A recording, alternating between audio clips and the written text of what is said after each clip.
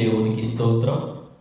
దేవుని యొక్క ఘనమైన నామమునకు మహిమ, ఘనత, ప్రభావం కలుగును గాక. మరి దేవుడు మనతో ఏం మాట్లాడబోవచ్చున్నాడో దేవుని యొక్క మాటలు మనం శ్రద్ధగా విందాం. ఎందుకనగా వినుట వలన విశ్వాసం కలుగును, వినుట క్రీస్తు యేసు మాట వలన కలుగును అనే మాట మనం వాక్యంలో చూస్తున్నాం.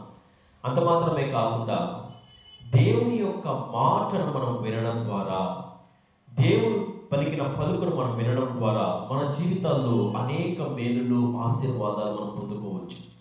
యేసయ్య ఈ లోకంలో ఆయన 33.5 సంవత్సరముల పాటు ఆయన జీవించినాడు.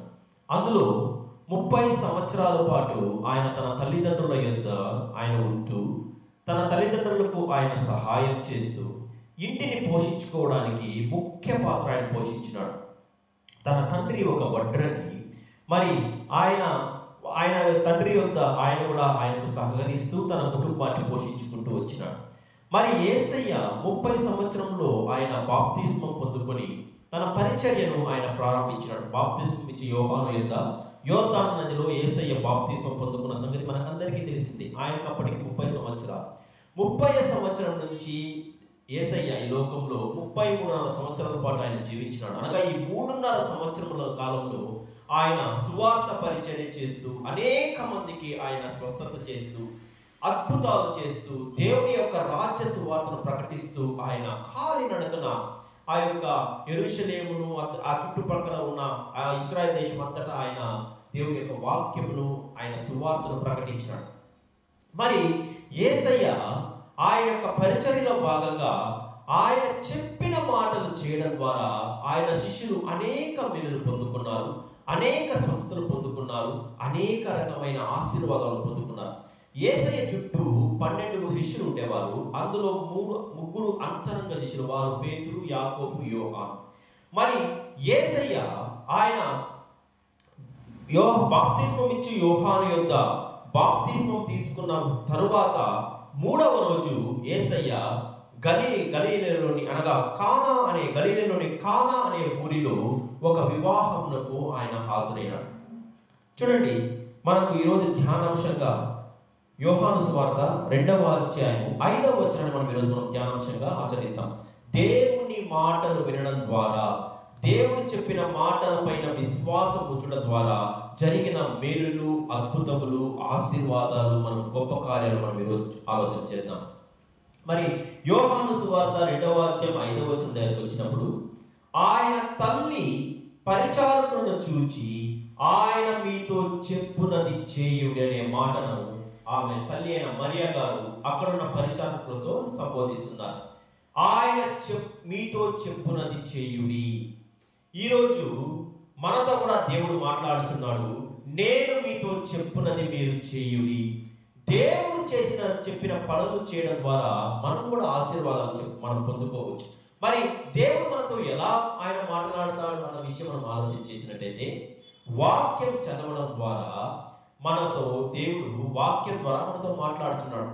వాక్యం చదవడం అనగా పరిశుద్ధ గ్రంథమును మనము భయభక్తులతో లేచి చదవాలి. ఉదయాన్నే లేచి మనము ఈ యొక్క పరిశుద్ధ గ్రంథమును చదవడం ద్వారా అనేక విషయాలను దేవుడు మనతో మాట్లాడతాడు, అనేక విషయాలు మనకు బోధపరచబడతాయి. అంతేగాని మనం ఉదయాన్నే స్నానం చేసుకొని మన గోడను తగిలించి ఉన్న క్యాలెండర్లో ఆ డేట్ ఉన్న ఆ యొక్క రెఫరెన్స్ తీసుకొని ఆ యొక్క వాక్యం చదువుకొని, అబ్బా నేను వాక్యం చదివేసిన ఈరోజు అనుకోవడము సరికాదు. అలా మనం వాక్యం చదవకూడదండి. వాక్యమును మనము పరిశీలించి చదవాలి. యెహోవా గ్రంథమును మనము ప్రేమించి, పరిశీలించి, తర్కించి మనం చదువుకోవాలి. అప్పుడు మాత్రమే మనము దేవుని యొక్క ఆశీర్వాదాలను పొందుకోవడం మాత్రమే కాదు, కానీ దేవుని యొక్క మనస్సును మనం అర్థం చేసుకోగలం. పరిశుద్ధ గ్రంథం చదువుకోవడం ద్వారా మన జీవితాన్ని మనం చక్కపరచుకోవచ్చు. ఆయన వాక్యం ద్వారా మనతో మాట్లాడినప్పుడు మనము ఏమి చేయాలో, ఏమి చేయకూడదు మనకు స్పష్టంగా దేవుడు మనకు బోధిస్తాడు. ఇక్కడ జరిగిన విషయం మనం ఆలోచన చేసినట్టయితే, 3వ దినమున గలిలయలోని కానా అనే ఊరిలో ఒక వివాహము జరిగెను. యేసు అక్కడ ఉండెను. యేసును ఆయన శిష్యులను ఆ వివాహమునకు పిలువబడిరి. ద్రాక్షారసం అయిపోయినప్పుడు యేసు తల్లి వారికి ద్రాక్షారసం లేదని వారితో చెప్పగా, యేసు, అమ్మా నాతో నీకేమి పని, నా సమయం ఇంకనూ రాలేదు. యేసయ్య ఒక వివాహమునకు ఆయన హాజరైనాడు కానా అనే ఊరిలో. వివాహం అనేది బైబిల్ గ్రంథంలో అన్నిటికన్నా ఘనమైనది అనే వాక్యం మనం చూస్తున్నామండి. చూడండి, మీకు హెబ్రీ పత్రిక 13వ అధ్యాయంలో మనకు ఆ మాట కనబడుతుంది. హెబ్రీ పత్రిక 13వ అధ్యాయము మరి 4వ వచనం చదివినట్టయితే, వివాహము అన్ని విషయములలోనూ ఘనమైనది. వివాహము మన బైబిల్ గ్రంథం ఎక్కడ పెళ్లి చేసుకోవడం తప్పని చెప్పలేదండి. పెళ్లి చేసుకోవాలి, పెళ్లి చేసుకొని పరిశుద్ధమైన జీవితం జీవించాలనేసి ప్రభువు మనకు ఆజ్ఞాపించి ఉంటున్నాడు. అంతేగాని పెళ్లి చేసుకోకుండా దేవుడు మనల్ని ఒంటరిగా బ్రతకమని ఆయన ఎక్కడా చెప్పలేదు. అందుకే ఆదికాండంలో కూడా 2వ అధ్యాయంలో నరుడికి సాటిన సహాయం చేయను అనుకున్నాడు దేవుడు. అందుకనే ఆదాముకు గాఢనిద్ర కలుగు చేసి, ఆయన గాఢనిద్రలో ఉన్నప్పుడు దేవుడు ఆదాము యొక్క పక్కటెముకను తీసుకొని అందులో నుంచి ఒక స్త్రీని ఆయన నిర్మించి, ఆయన ఆదాము ఎదుకు ఆ స్త్రీని తీసుకొని వచ్చినప్పుడు ఆదాము అక్కడ పాట పాడుచున్నాడు, నా ఎముకలో ఎముక, నా మాంసంలో మాంసము. అనగా దేవుడు జతపరిచిన దానిని మనుష్యుడు వేరుపరచకూడదు. అనగా దేవుడు నరుడు ఒంటరిగా ఉంటే ఇష్టం లేదు కనుక ఆయన నరుడికి ఒక సాటిన సహాయంగా స్త్రీని నిర్మించినాడు. వారిద్దరిని కలిసి జీవించమని, ఒక పరిశుద్ధమైన జీవితం జీవించమని ప్రభువు మనకు వాక్యం ద్వారా మాట్లాడుచున్నాడు. అంతేగాని పెళ్లిళ్ళు చేసుకోకుండా లేకుండా ఒక సన్యాసిగానో లేక పెళ్లి చేసుకోకుండా వ్యక్తిగానో బతకాలని బైబిల్ ఎక్కడా చెప్పడం లేదండి. బైబిల్ చెప్తున్న వాక్య ప్రకారము వివాహము అన్ని విషయంలో ఘనమైనది. అందులో భాగంగా ప్రభువు ఆ యొక్క వివాహములకు ఆహ్వానింపబడినప్పుడు అక్కడ జరిగిన విషయం ఏమనగా, ఆ యొక్క వివాహములో ద్రాక్షారసము పోయడము అక్కడ ఒక మర్యాద. ద్రాక్షరసం అనగానే మనము అక్కడ మద్యమనో లేదంటే అవి సారాణం అనుకోవడానికి లేదండి. ద్రాక్షరసం అనగా కేవలము ఆ యొక్క ద్రాక్ష పండ్ల యొక్క రసము మాత్రమే. దీన్ని మనం సరిగా అర్థం చేసుకోవాలి. మరి ఆ యొక్క ద్రాక్షరసము ఆనందమునకు సాదృశ్యం. బైబిల్ గ్రంథంలో ద్రాక్షరసము ఆనందమునకు సాదృశ్యము, మద్యము వెక్కిరితలకు సాదృశ్యంగా వాక్యం మనకు బోధిస్తున్నది. అనగా ఇక్కడ వాక్యంలో మనకు సెలవిచ్చినట్టు ఆ యొక్క కానా ఊరి పెళ్లిలో ఆ యొక్క విందు కార్యక్రమంలో ఆ యొక్క ద్రాక్షారసం అయిపోయినప్పుడు ఆ యొక్క విందు ప్రధాని అనగా ఆ విందు ఇస్తున్న పెళ్లి కుమారుడు ఆయన సంకటపడి ఆయన శిష్యులతో చెప్పినప్పుడు ఆ యొక్క పరిచారకులు వెళ్ళి ఆ తల్లి అయిన మరియకు ద్రాక్షారసం అయిపోయిందని ఆమె చదివించినప్పుడు యేసయ్య దగ్గరికి పంపిస్తున్నారు. యేసయ్యతో చెప్తున్నది ఆ మాట సెలవించినప్పుడు, అమ్మా నా సమయం ఇంకా రాలేదు, నాతో నీకేమి పని, నా సమయం ఇంకా రాలేదని యేసయ్య అక్కడ బోధిస్తున్నాడు. అయినా కానీ తన తల్లి అయిన మరియ తన పరిచారకులతో, ఆయన మీతో చెప్పున్నది చేయుడి, యేసయ్య చెప్పినట్టు మీరు చెయ్యండి, అక్కడ తప్పకుండా అద్భుతం జరుగుతుందనేసి మొట్టమొదటిగా ఆయన తల్లి ఆయన పైన విశ్వాసం వచ్చినది. మరి అక్కడ జరిగిన విషయం అందరికీ మనకు బాగా పరిచయమే. యోహాను సువార్త 2వ అధ్యాయం 6వ వచనం చదివినట్టయితే, యూదుల శుద్ధీకరణాచార ప్రకారము 2-3 తూములు పట్టు 6 రాతి బాణలు అక్కడ ఉంచబడి ఉండెను.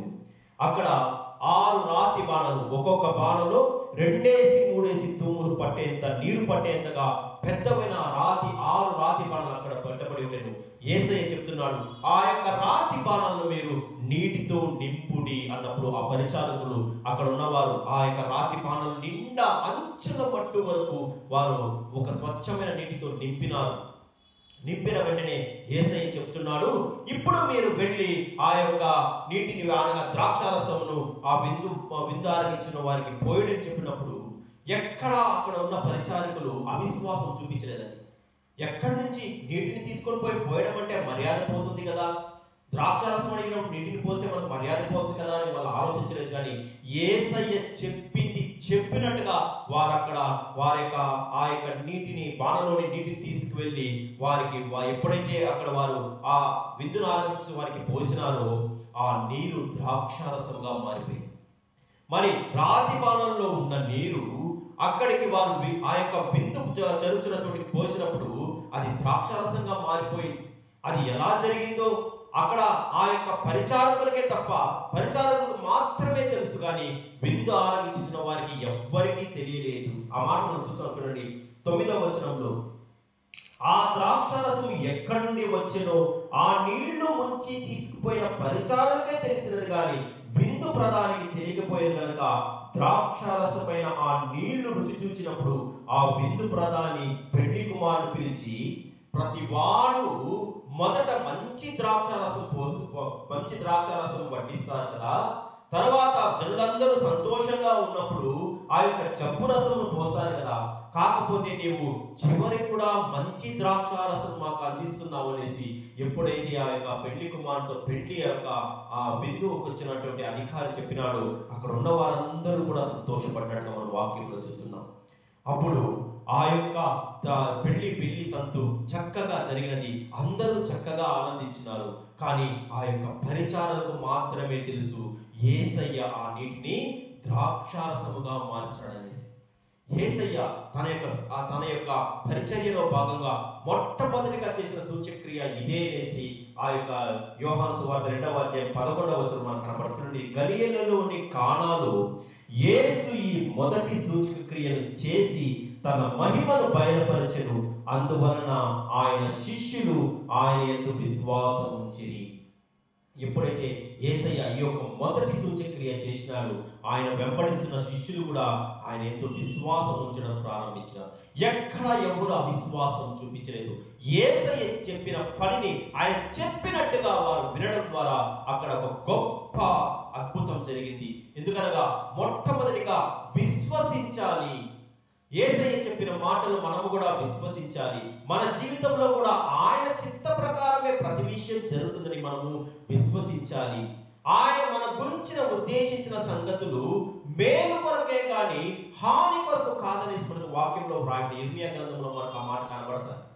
కాబట్టి ఏ ఉద్దేశాలైనా ఏ విషయాలైనా కానీ దేవుడు మన యొక్క మేలు కొరకే చేశాడు, కానీ మనకు హానికరమైన చేయడం ఆయన ఉద్దేశం కానే కాదు. అక్కడ కానా ఊరి పెళ్లిలో ఆయన చెప్పినది వారు చేయడం ద్వారా అక్కడ ఒక అద్భుతము, ఒక సంతోషము, ఒక ఆనందము కలిగినట్టుగా మన వాక్యంలో మనం చూస్తున్నాం. ఇదే విషయంలో మనం రెండవ విషయం ఆలోచన చేద్దాం. యేసయ్య యొక్క శిష్యులతో ఆయన చెప్పిన మాట సీమోను పేతురు చేయడం ద్వారా ఆయన పొందుకున్న ఆశీర్వాదాలు, ఆయన పొందుకున్న ఘనతను మనము ఈ సమయంలో మనం ఆలోచన చేద్దాం. లూకాసు వార్త 5వ అధ్యాయం 4వ వచనంలో మనకు ఆ మాట కనబడతారు. ఆయన బోధించుట చాలించిన తరువాత నీవు దోణిని లోతుకు నడిపించి చేపలు పట్టుటకు మీ వలలు వేయుడని ఆయన సీమోనుతో చెప్పాను. సీమోను అనగా పేతురుతో ఆయన మాట్లాడుచున్నాడు.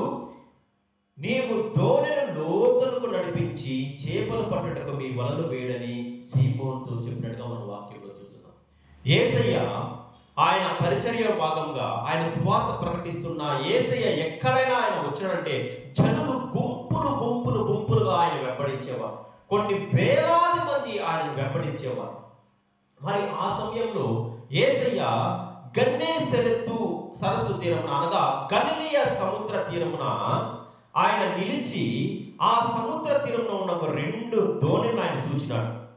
ఆ దోణిలో ఉండే జాలరులు ఆ దోణిలో ఉండి దిగి తమ యొక్క వలను వాళ్ళు శుభ్రం చేసుకుని చుండగా యేసయ్య ఆ దోణి యొక్క జాలని సీమోను పేతురుతో నీ దోణను కొంచెము ఆయన అడిగినప్పుడు యేసయ్య ఆ యొక్క దోణిను కొద్దిగా నీటిలోనికి ఆయన తోసి ఆ యొక్క దోణిలో నిలబడి జనసమూహం అందరికీ ఆయన సువార్తను ప్రకటిస్తున్నాడు, సువార్తను బోధిస్తున్నాడు, దేవుని యొక్క క్రియలను బోధిస్తున్నాడు, దేవుని యొక్క స్వస్థతను ఆయన బోధిస్తున్నప్పుడు ప్రజలందరూ సంతోషంగా వినేవారు. ఎందుకనగా యేసయ్య అధికారంతో మాట్లాడుచుంటారు.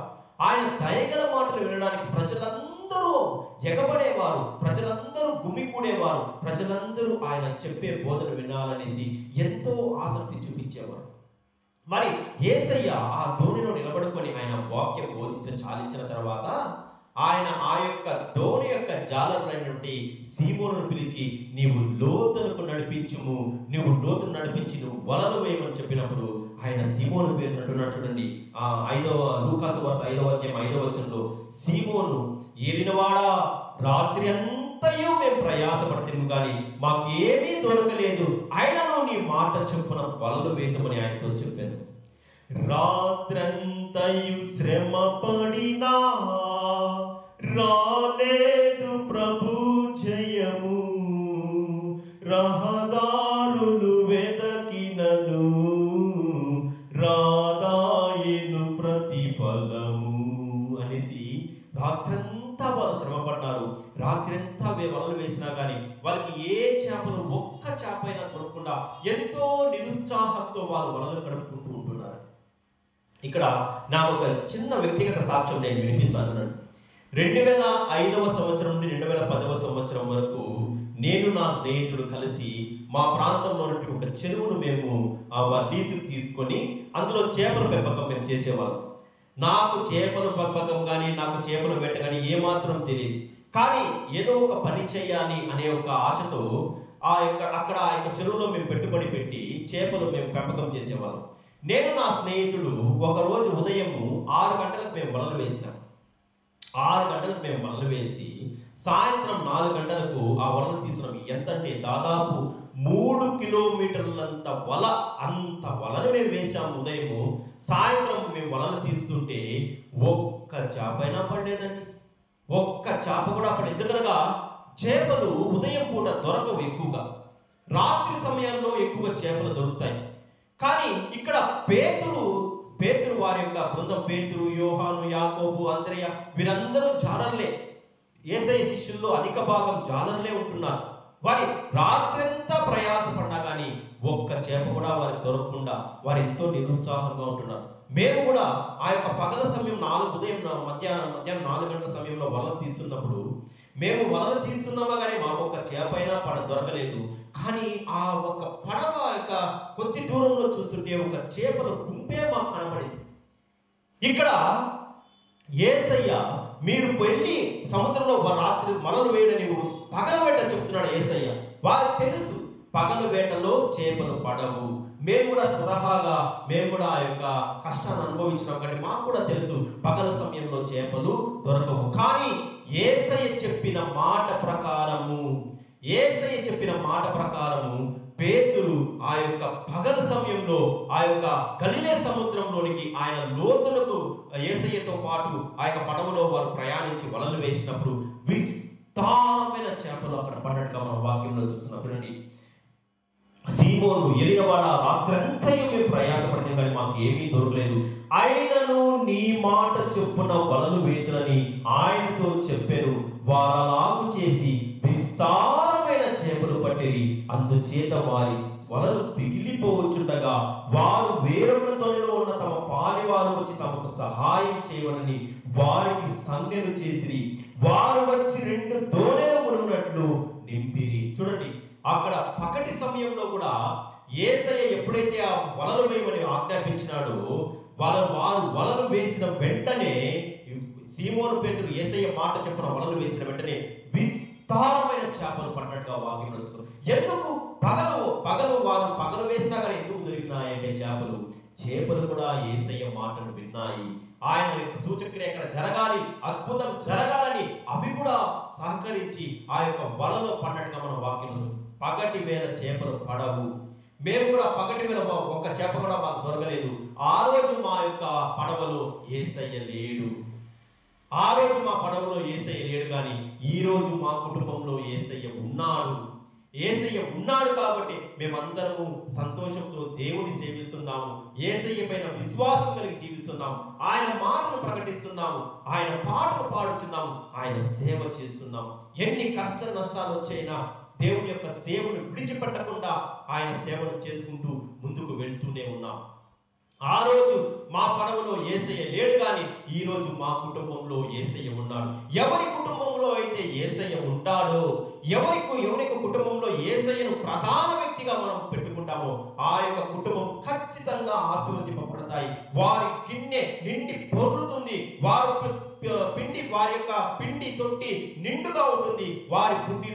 అయిపోదు. వారి గృహంలో సమృద్ధి ఉంటుంది, వారి గృహంలో ఆరోగ్యం ఉంటుంది, వారి గృహంలో ఆనందం ఉంటుంది, వారి గృహంలో స్వచ్ఛత ఉంటుంది. ఎవరి కుటుంబంలో అయితే యేసయ్య ఉంటాడో వారందరి కుటుంబంలో యొక్క ఆధిక్యత ఖచ్చితంగా ఉంటుంది. ఆ రోజు సీమోను పేతురు యేసయ్య చెప్పిన మాటలు ఆయన విని విస్తారంగా ఆశీర్వదించబడినట్టుగా మనం వాక్యంలో చూస్తున్నామండి. మరి 8వ వచనం దగ్గరకు వచ్చినప్పుడు సీమోను పేతురు అది చూచి యేసు మోకాళ్ళ ఎదుట సాగిలపడి, ప్రభువా నన్ను విడిచిపోము, నేను పాపాత్ముడని ఆయన చెప్పినాడు. వెంటనే పేతురు ఆ యొక్క అద్భుతమును చూసి, ఎందుకనగా పగటి వేళ చేపలు పడవు, ఆ యొక్క అద్భుతం చూసిన వెంటనే ఈయన సామాన్యుడు కాదు, ఈయన దేవుడు అనేసి పేతురు ఆ రోజు గ్రహించినాడు. గ్రహించిన వెంటనే తన పాపములను ఆయన ఒప్పుకుంటున్నాడు. ప్రభువా నన్ను విడిచిపోమునైనా, నేను పాపాత్ముడనైనా. పాపాత్ముడు ఎప్పుడైతే తన పాపములను పేతురు ఆయన దేవుని సన్నిధిలో ఆయన సాగిలపడి ఒప్పుకున్నాడు, ప్రభు అంటున్నాడు, ఇక మీదట నీవు చేపలు పెట్టేవాడు జాలరి కాదు, కానీ నీవు మనుషులను పట్టే జాలరిగా నేను ఆశీర్వదించబోచున్నాను. అతిక్రమమును దాచిపెట్టేవాడు వర్ధిల్లుడు గాని దాన్ని ఒప్పుకొని విడిచిపెట్టేవాడు కనికరం పొందుతాడనే మాట మనం చూస్తున్నాం. మన పాపమును మనం ఒప్పుకొని ఆయన నీతిమంతుడను నమ్మదగిన వాడు కనుక మన యొక్క పాపములను, మన యొక్క సమస్తమైన దుర్నీతి నుండి ఆయన మనల్ని తన రక్తంతో కడిగి మనల్ని పవిత్రుడుగా చేస్తాడు. మన పాపములను క్షమించడానికి యేసయ్యకు మాత్రమే ఈ లోకంలో అధికారం ఉంటున్నది. ఎందుకనగా మనందరి పాపముల కొరకు ఆయన శిలువ మనపై మరణించినాడు. మరణించిన యేసయ్య మాత్రమే 3వ దినమున పునరుత్థానుడై తిరిగి లేచి, మరణాన్ని జయించి తిరిగి లేచి, నేటికి కూడా ఆయన సజీవుడుగా ఉంటూ తండ్రి కుడి చేతి వైపున ఆయన కూర్చుండి మనందరి పట్ల ఆయన విజ్ఞాపన చేస్తున్నాడు. వెంటనే పేతురు తన పాపములన్నిటిని ఒప్పుకున్నాడు ప్రభు ఎదుట. ప్రభు ఆయనను భయపడకము, ఆయన పాపములు క్షమించి ప్రభువు పేతురును మనుష్యులను పట్టే జాలరుగా ఆయన నియమించినాడు. వెంటనే పేతురు ఆ క్షణమే ఆయన పడవలను, ఆ వలలను, ఆ చేపలను సమస్తమును విడిచిపెట్టి వెంటనే ఆ సమయంలోనే దేవుని వెంబడించినట్టుగా ఆయన వాక్యంలో చూస్తున్నాం. ఎక్కడ పేతురు ఆయన వెనతీయలేదు. నాయన ఇదిగో ఇంత విస్తారమైన చేపలు పట్టని, దీన్ని అమ్ముకొని వస్తాను, అమ్ముకొని నేను ధనవంతుడినే, అమ్ముకొని నేను బీదలకు నేను సేవ చేస్తానని ఎక్కడ ఆయన చెప్పలేదు. కానీ అన్నిటికన్నా శ్రేష్టమైన దేవుని యొక్క సేవలోనికి పేతురు అక్కడి నుంచి సమస్తమును విడిచిపెట్టి ఆయన వచ్చేసి ఉంటున్నాడు. ఎవడైనా క్రీస్తు యేసును ఎందునైనా వాడు నూతన సృష్టి, ఇదిగో పాతవి గతించను, సమస్తమును క్రొత్తవాయను. పేతురు యొక్క ఆ యొక్క పాత రోత జీవితము సమస్తము ఆయన విడిచిపెట్టి ఒక నూతన జీవితాన్ని ఆయన ప్రారంభించినాడు. యేసయ్య వెంబడే ఆయన నడిచినాడు. యేసయ్య చేసిన అనేక అద్భుతములు చూసినాడు. ఆఖరికి ఆయన హతసాక్షి అయ్యే వరకు కూడా యేసయ్యను విడిచిపెట్టకుండా ఆయన సువార్తను పట్టుకొని పరిగెత్తినాడు. పరిగెత్తినాడు. రోమా పట్టణంలో ఆయన తలకిందులుగా సిలువ వేసేంత వరకు కూడా పేతురు దేవుని వాక్యం పట్టుకుని ఆయన పరిగెత్తుతూనే ఉన్నాడు. నేను హతసాక్షిగా మారి దేవుని రాజ్యంలో ఆయన ప్రభువుని చూస్తూ కొలుస్తూ ఆయన నేటికి కూడా ఆరాధిస్తుగా మనము అర్థం చేసుకుందాం. మరి 3వది కూడా మన పేతురు గారి గురించి మనం ఒక 2 నిమిషాలు మాత్రం ఆలోచన చేసి మన యొక్క వాక్య సందేశాన్ని మనం ముగించుకుందాం. అది మత్తయి రాసిన సువార్త 17వ అధ్యాయము 27వ వచనం ధ్యానం చూసుకొని మనం ముగించుకుందాం. మత్తయి రాసిన సువార్త 17వ అధ్యాయం 27వ వచనం. అయినను మనము వారికి అభ్యంతరం కలుగ చేయకుండానట్లు నీవు సముద్రమునకు పోయి గాలము వేసి మొదట పైకి వచ్చి చేపను పట్టుకొని దాని నోరు తెరిచిన ఎడల 1 షెకెలు దొరుకును, దానిని తీసుకుని నా కొరకును నీ కొరకును వారికి ఇమ్మని అతనితో చెప్పెను. యేసయ్య ఆయన ఒక గదిలో కూర్చొని ఆయన బోధిస్తున్నాడు, ప్రజలందరికీ బోధిస్తున్నాడు. పేతురు వెలుపల ఉంటున్నాడు.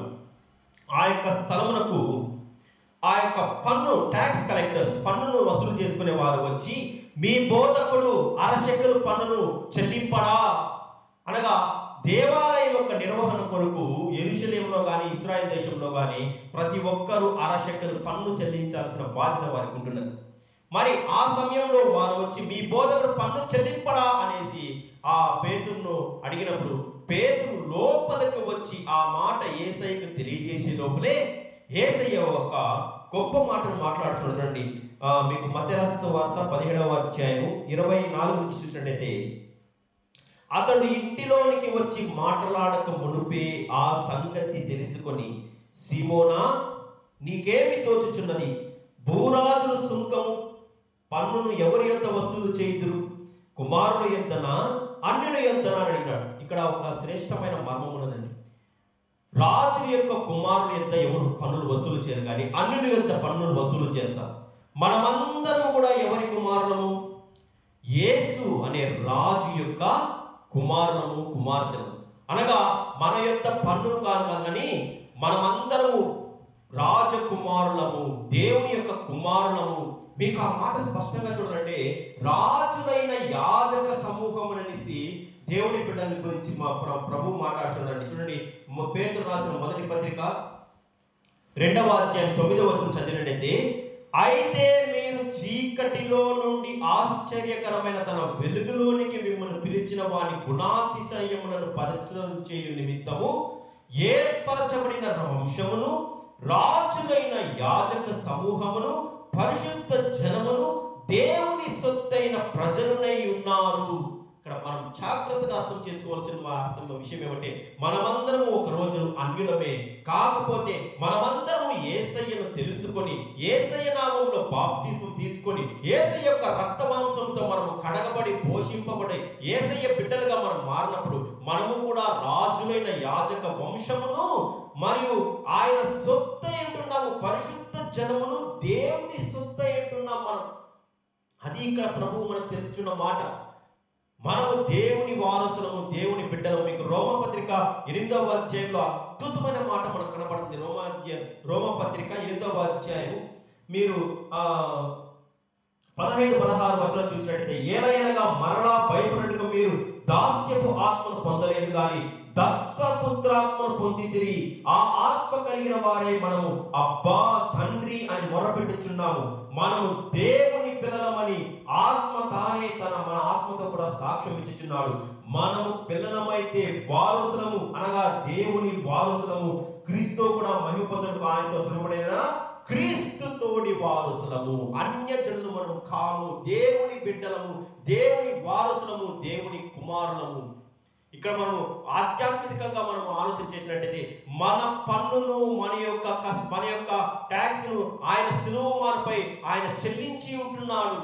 మన అపరాధములకు ఆయన వెలను ఆయన చెల్లించి ఉంటున్నాడు. కాబట్టి మనం ఎవరికి ఆ పన్ను కట్టాల్సిన అవసరం మనకు లేదు. కానీ ఈ లోకంలో మనం జీవించినంత కాలము యేసయ్య మనం ఎవరికి అభ్యంతరం కలగకుండా ఉన్నట్లు, నీ కొరకు నా కొరకు నువ్వు 1 షెకెలు పన్ను కట్టాలి. అది ఎలాగ కట్టాలి?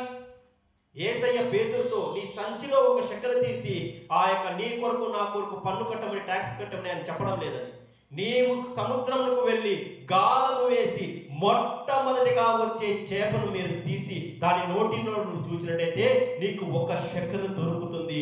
ఆ షెకెలు తీసుకెళ్ళి నీ కొరకు నా కొరకు వారికి పన్ను కట్టమంటున్నాడు. చూడండి, ఎంత అద్భుతం కదా. పేతురు కూడా ఎక్కడ అవిశ్వాసం చూపించలేదు. యేసయ్య చెప్పిన మాట ప్రకారం ఆయన వెళ్ళి సముద్రంలో గాలం వేసినప్పుడు ఆయనకు మొట్టమొదటిగా 1 చేప నోటిని తీసి చూసినప్పుడు అతనికి 1 షెకెలు దొరికింది. దానిని యేసయ్య కొరకును పేతురు కొరకును ఆయన ట్యాక్స్ కట్టుగా మన వాక్యంలో చూస్తున్నాం. మనం కూడా ఈ జీవితంలో, ఈ లోకంలో జీవించినప్పుడు కూడా మనం కూడా ధర్మం కలిగి జీవించాలి, న్యాయం కలిగి జీవించాలి. ప్రభుత్వం నియమించిన ఆ పన్నును మనం ఎగ్గొట్టకూడదు, ప్రభుత్వాన్ని మనం మోసపరచకూడదు. కానీ మనకు విధించిన నియమాలను బట్టి మనం కూడా జీవించాలి. యేసయ్య చూపించిన మార్గం ఇది. ఆ రోజు కూడా పేతురు యేసయ్య చెప్పిన మాటను విన్నాడు. ఆ యొక్క అద్భుతాన్ని ఆయన కంటి ద్వారా మనం చూసినాడు. కాబట్టి మనం కూడా మన జీవితంలో ఆయన చెప్పిన మాటను చేయడానికి మనం కూడా ఎల్లప్పుడూ సిద్ధంగా ఉండాలి. ఆయన మనకేమి కష్టమైన పనులు చెప్పడండి. ఆయన మన నుంచి కోరుకుంటున్న విషయాలు ఏమంటే, మీకు మీకా గ్రంథము, ఈ ఒక్క మాట మీకు నేను చూపించిన వాక్య సందేశం ముగిస్తాను. మీకా గ్రంథము ఒక అద్భుతమైన మాట మనకు కనబడుతుందండి. మీకా గ్రంథము 6వ అధ్యాయము 8వ వచనం మనం చూసినట్టయితే, మనుష్యుడా, ఏది ఉత్తమమో అది నీకు తెలియచేయబడుచున్నది, న్యాయముగా నడుచుకొనుటయు. చూడండి, యేసయ్య చెప్పే మాటలు, ఆయన మనకు బోధించే మాటలు. న్యాయముగా నడుచుకొనుటయు, కనికరమును ప్రేమించుటయు, దీన మనసు కలిగి దేవుని ఎదుట ప్రవర్తించుటయు, ఇంతే కదా యెహోవా నిన్ను అడుగుచున్నాడు. ఆయన మనతో మాట్లాడుతున్నాడు. నీవు కనికరం కలిగి జీవించు, న్యాయముగా జీవించు, ప్రేమ కలిగి జీవించు. మరి ప్రభు మనకు దీన మనసు కలిగి జీవించమని మన నుంచి కోరుకుంటున్నాడు. అటువంటి నిజమైన క్రైస్తవ జీవితం అంటే ఇలాగ జీవించడమే. మనం కూడా న్యాయంగా ప్రవర్తిద్దాం. ఇతరులను నిన్ను వలె నీ పొరుగువాన్ని ప్రేమించునే మాట ప్రకారం ఇతరులని ప్రేమిద్దాం. వారికి కష్టాల్లో వారికి సహాయపడదాం, వారి ఇబ్బందుల్లో వారికి సహాయం చేద్దాం. మరి దీన మనసు కలిగి ప్రతి ఒక్కరితో మనము ప్రేమగా నడుచుకుందాం. ఇది మాత్రమే ప్రభు నీ నుంచి నా నుంచి కోరుకుంటున్నాడు. కాబట్టి మనము కూడా ప్రభువు చెప్పింది చేద్దాం. ఆయన చెప్పని చేయకుండా ఉందాం. ఆయన చెప్పిన మాటకు విరుద్ధంగా నడుచుకోకుండా ఉందాం. దేవుడి యొక్క కొద్ది మాటలను దీవించి నడిపించును గాక. Amen. Praise the lord. Hallelujah. Amen. ఈ యొక్క వాక్యం మీరు వింటున్న మీకు అందరికీ దేవుడు ఆశీర్వాదకరంగా ఉన్నట్టయితే దయచేసి ఈ యొక్క మెసేజ్ను లైక్ చేయండి. మీ యొక్క బంధువులకు, స్నేహితులకు షేర్ చేయండి. మరి తద్వారా వారు కూడా దేవుని యొక్క అద్భుతమైన మాటలు వినడానికి, దేవుని యొక్క ఆశీర్వాదం పొందుకోవడానికి దేవుడు సహాయం చేస్తారు. ఆమేన్. Praise the lord.